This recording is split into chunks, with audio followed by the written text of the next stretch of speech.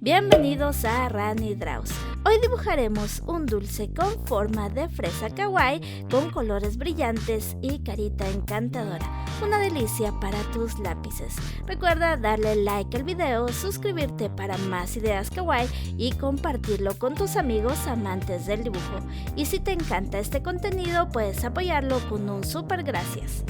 ¿Qué otro dulce te gustaría ver convertido en un personaje kawaii? Escríbelo abajo en la cajita de los comentarios. Me encanta leerlo. Y ahora sí, a dibujar.